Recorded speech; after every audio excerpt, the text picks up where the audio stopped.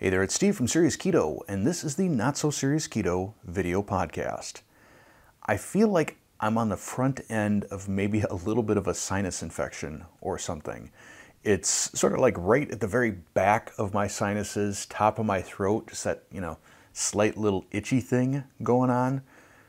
It started last night, and actually Connor, who's back from the Army now, he had his first sort of little drill weekend for the reserves or National Guard the weekend before this. So he had just gotten home, and then he had to go to this reserves guard thing, National Guard thing. Keep screwing that up. But while he was there, I think he picked up a little something and he brought it back, and then Colton got it and my wife got it, and now I think I've got it. And I've only been sick once in the last 2 years since going keto. I like to think that with keto, I've got this superhuman immune system, and I know some of you have experienced the same sort of thing. It's pretty cool. But when it first started kicking in last night, I thought it was actually the result of a peanut, and I'll explain that in just a second. Because for my birthday, I got a lot of cool stuff from Connor and Jaden and Colton and Courtney by proxy. I don't know that she was part of the decision on any of these things since she's off at boot camp. But Connor got me a lot of stuff that's sort of, he knows, and I don't know if you know, but I like spicy food. And I like really hot type stuff. But it's got to have flavor. It can't just be heat for the sake of heat. There's some hot sauces out there that are just weaponized. They're not even designed to have flavor. They're just designed to test, your endurance, I guess. So one of the things that Connor got me is this Death Nut Challenge.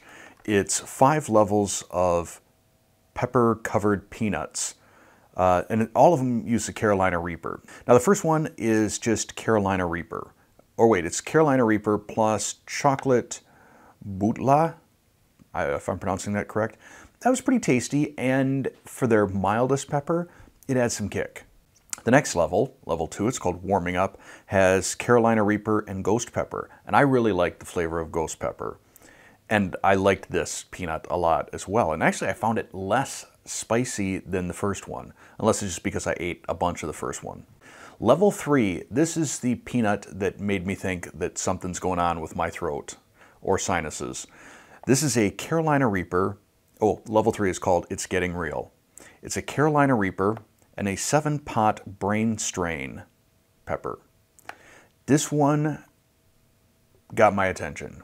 This is one, as I was chewing it, I thought, wow, this really tastes good, and I'm surprised that I'm not feeling any heat yet. And then I swallowed it, and I started getting this thing in my throat a little bit. And then the sides of my tongue and the tip of my tongue and the underside of my tongue started burning rather uncontrollably, and I just started salivating, just like never before. And then my sinuses really started running quite a bit. And it's one of those where you hit a point where you can't speak for a minute or so. That was pretty powerful. And that, like I said, I didn't know if it was that I was feeling in my throat or the start of a sinus infection. I will tell you that I stopped at that level of peanut. There's 2 more levels. Level 4, pain sets in, which is a double Carolina Reaper and a 7-pot douglas pepper. Again, I'm assuming I'm pronouncing that correctly. Level 5 is the Death Nut. That is a 2X Carolina Reaper, a Moruga Scorpion, I've grown those before in my garden, and 13 million Scoville capsaicin crystals. Now at this point, that's just getting sort of insane.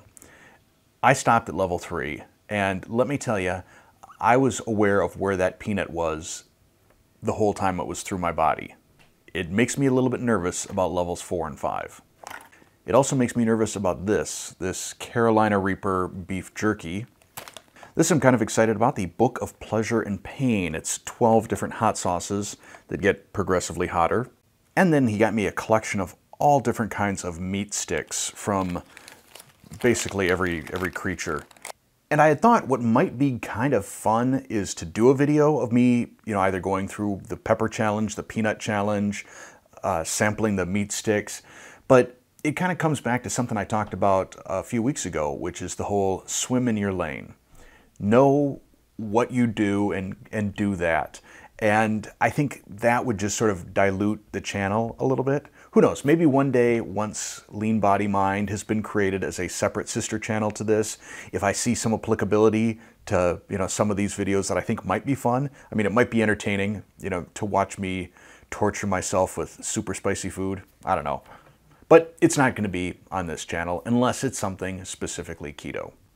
And speaking of swimming in my own lane, I get a few common requests for types of videos that I don't do. And I feel like I almost need to do a frequently asked questions segment within this podcast for some of those sort of things.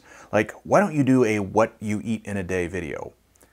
Because first, I find those videos not especially interesting.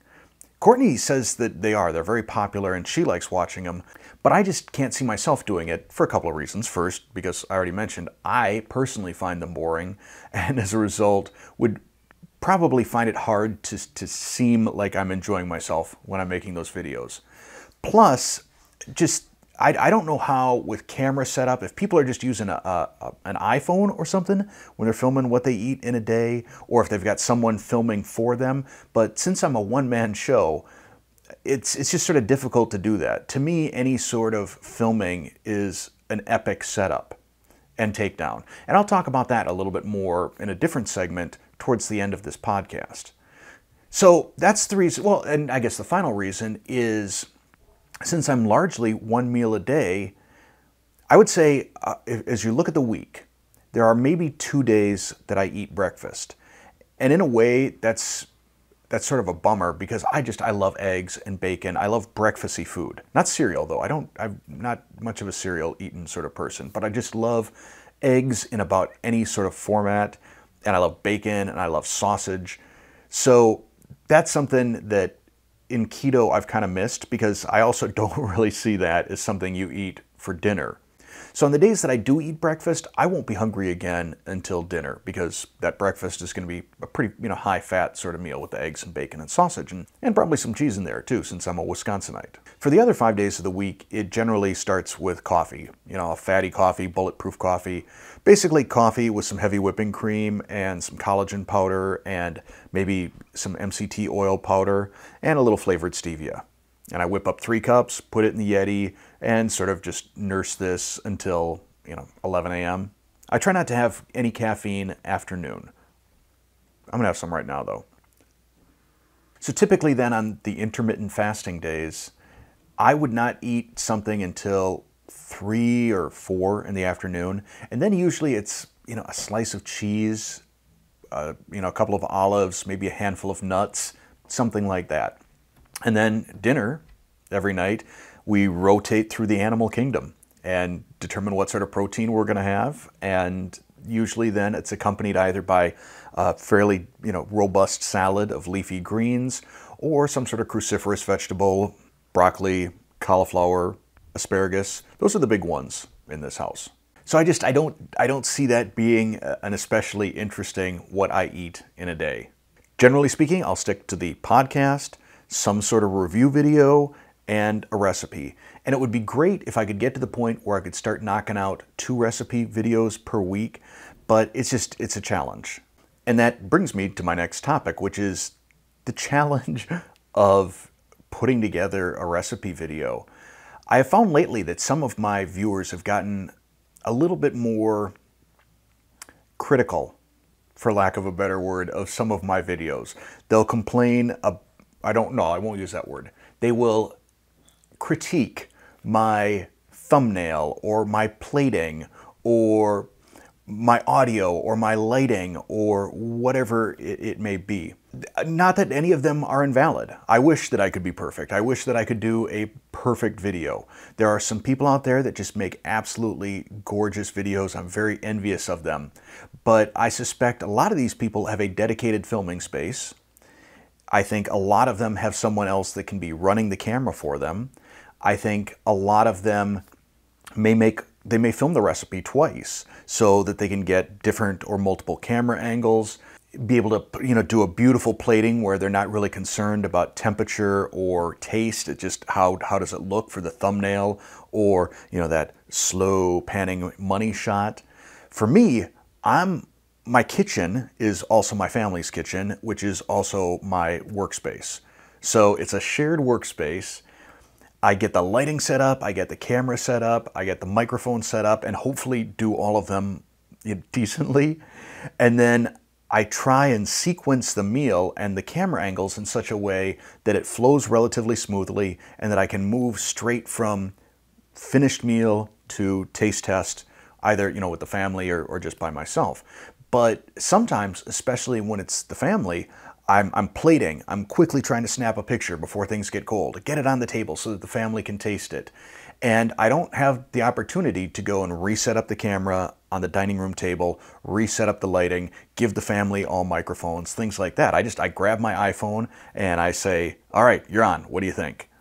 I've had some people that say they like that look. They think it's more natural. They think it's more realistic. They feel that it's a window into my life and my family. And then there's other people that would like to see things looking more professional and more polished. And, I would too. But what I would ask is, understand that I'm probably my own worst critic. I see all of these things. Now, I certainly welcome any advice if say you're a photographer yourself, a food photographer, and you see something and you're like, oh, if you changed your white balance, or maybe changed your aperture a little bit, it would really make this pop. Or when you're plating, if you always use an odd number of shrimp, somehow that is aesthetically more pleasing. That's the sort of stuff that I appreciate. But what I don't appreciate so much are the people that tell me that they're disappointed in me because of a way I did a certain video, the way I plated, the audio. I'm not real big on hearing that people are disappointed in me. I got my fair share of that from the nuns at St. Mary's Catholic Grade School, and enough so that it still is a bit of a scar for me. And when I get into the comments and people say, I'm disappointed in you, or I'm disappointed in the channel, or I'm disappointed in this video, that sort of triggers a spot down like in here in me that makes me a sad panda. So to put a bow on this topic, I hope all of you appreciate that as a one-man operation with limited resources, I do the best that I can, and I'm open to constructive advice. If you've got tips, tricks, whatever, based on your experience, I'm certainly open to that. But I would ask that you not tell me that you're disappointed in me, because, that hurts my feelings. One of the things that I've talked about in the last handful of videos, or a couple of them anyway, is the way that I used to eat. And I'm sure I'll talk about that more in future videos. But the other night, my wife and I were watching a movie, and she made popcorn, and she asked if I wanted some popcorn. And I smelt it, and I said, yeah, I want some popcorn. Got the popcorn, had a bowl of popcorn. Well, I had the physical bowl of popcorn in front of me, ate a little handful, and thought, I recall this tasting better. This didn't give me any joy right here. I'll try another bite. Nope, just wasn't there. And this is not the first time this has happened recently. I mean, I've been keto now for over 2 years. And I haven't actually been out of ketosis in the past year, despite like some of those resistant starch experiments.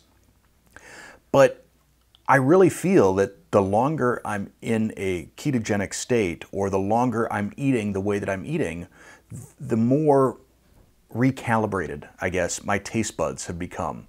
And a lot of these foods that I used to just love, I don't anymore. So I talked a couple weeks ago about having an Oreo cookie. Didn't do it for me. For my birthday, my father-in-law brought over a 6-pack of beer. Spotted Cow from New Glarus. And I used to be a huge, huge beer drinker. I was a home brewer. I really identified with beer. That was part of me. And he brought over this 6-pack of beer, and I thought, okay, I kind of got to drink one just because otherwise it'll be insulting to him. And I had it, and nothing. I got no happiness at all from it. And I used to derive a tremendous amount of happiness from beer. So it's interesting how some of these things that I used to love and used to be so much a part of my lifestyle that now just mean nothing to me anymore. I'm not interested in it. And I'd be curious, how many of you have gone through something similar since going keto? Things that you used to love that now you maybe have tried it out and just don't care for that much anymore. It's not the happy thing that you remember. Let me know down in the comments below. Apologies for that impromptu ad break right there, as I was kind of finishing up that last segment. In fact, I hadn't fully gotten where I'd planned on going with that last segment. That level 3 Carolina Reaper peanut that I had talked about before decided it was just about done having its way with me. And it did. And at a risk of TMI, that peanut burned me twice. But I'm back. If my eyes seem a little bit watery, it's because I'm still in recovery phase. But where I wanted to finish on that last topic was kind of tying that into cheat meals, because that's another frequently asked question that I get, which is, how often do you eat cheat meals? And I'm to the point now that I don't know that I do eat a cheat meal. I certainly don't have a cheat day.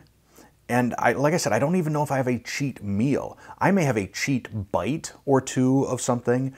So I'll try an Oreo, I'll try some popcorn, I'll have a tortilla chip, a real tortilla chip with some salsa or guacamole. But, I'll have one or two, handfuls of popcorn or bites of something. And that's about it. I feel like, all right, I'm satisfied. The one place I would say that I'm not, the one place where I could really, I think, do some damage on a cheat meal is real pizza, a real pizza crust especially. If I'm going to have a full-out cheat meal someday, it's going to be on pizza. But for the most part, I don't feel the need to cheat. I don't feel any sort of desire at this point anymore. And that's good and that's bad. I think the good part is that I don't have the desire, I don't have the temptation. I think the bad thing is that then I sort of lack the desire to make keto versions of some of these things. Like pasta, I think that's the big one, is I don't feel that desire to make that so much anymore. I'm still gonna, but it just might take a little bit longer. I'd rather get a really good pizza crust first. Hey buddy. Hey, you wanna say hi to the people on the camera? Come here for a second. Hi. Come here for just a second. I'll show you Grandpa on the camera. Can you say hi? Hi. Hi. Hi. Okay. Here, show him your shirt. Look at this. How about that? Okay, can you say bye-bye now? Bye. So I talked before about the challenge of filming cooking videos with, the family and all that going on. I got up early this morning, like before sunrise, thinking that I could beat everybody else up and get this podcast recorded without interruption. But, it is what it is, and Golden made a little guest appearance. Who knows, maybe that becomes a weekly thing. So one of the things that I want to do, kind of as a follow-up to my resistant starch experiment, is to see if I can start sourcing some ingredients that are not commercially available. Things that you can't get on Amazon, for example, or at Bulk Nutrition, or any place like that. Yet these are things that are used in some of these commercial keto products. So for example, there's a bread mix that I purchased and made some bread with. It was decent, but not worth the $12 that a packet costs to make a loaf of this bread. But the number one ingredient was resistant tapioca starch. And I've seen that in certain other keto products, some bars, cookies, things like that. And I can't find any articles that say where anybody has actually tested resistant tapioca starch, like mixed it with water and drank it and done a blood glucose test or threw it in a chaffle or something like that. So that is something I'm going to try to start to do. And in fact, with the resistant tapioca starch, my friends over at Modernist Pantry were able to hook me up with some of this. They don't carry it in their store, but through some of their ingredients partners, they were able to get some of this for me. They sent it to me, and I'm going to try it out and see, does it in fact spike my blood glucose? Does it have any gastrointestinal effects on me? And then I can return to them and say, hey, this is either a good product, this is potentially something that you could sell for people who are trying to do keto baking, or this is a bad product. Now we know. Now, I'm not sure when I will get to these videos. And this is another place where I've had some people express disappointment in me or the channel, is when it takes me a while to get a particular video out, whether that's a recipe, a review, whatever it may be. I've got a pretty substantial backlog of things that I want to get done, and I get excited about it, and I want to share that with all of you, and maybe I need to temper that a little bit more, because I think for some people it sets the expectation that you're going to see this resistant starch or resistant tapioca starch video next week. Nah, it might be a couple of weeks. So my hope is that when I tease something that I'm working on, that when you hear that, don't hear me say, this is coming soon. It's coming. I don't necessarily know when. So at the risk of possibly disappointing some of you, I will start including at the end of the podcast what I hope to have for videos this upcoming week. And I may this week be able to pull off 4 videos. First is this one, obviously, which you're watching already. On Wednesday, Connor and I will be doing a review of a keto product. That's all I'm going to say right now. On Thursday, I'm going to have a dry-aged steak experiment, which I'm very, very excited about. If this turns out, this is going to be pretty cool. I mean, especially cool for me because I'm going to be the one that gets to taste it, but then cool for you because you'll find out how to do it too. And if I'm able to pull off one more successful test batch, on Friday I will have a video for a peanut butter cookie using the lupini flour from Aviate. There wasn't really an Easter egg last week. I put one of my Serious Keto pillows back there. I got a couple of those to decorate my living room, and I thought, we'll put one of those down there. You can get those through the Serious Keto merchandise store, which I link to, always down in the description below. So the Easter egg that I'd planned on for this week to put back there was up in Colton's room when I started this podcast, and he was still asleep, so I couldn't get that. So he kind of turned into being my Easter egg as he ran by, and you got to say hi to him. So that's it, I think, for this week. Oh, one other thing that's kind of interesting before I close out. This past month on Serious Keto, views, new subscribers, everything is just absolutely tanked. I mean, down by like 30%. And it's interesting, the reason I'm not panicking is I saw the exact same thing happen last year. And I thought last year it might have been due to COVID or something, people adjusting their schedules, working from home, whatever it was. So I'm not sure what's causing it this year, but the fact that it happened year over year makes me a little bit less worried, because the channel was really, really growing well throughout, well, pretty much from Thanksgiving through mid-February.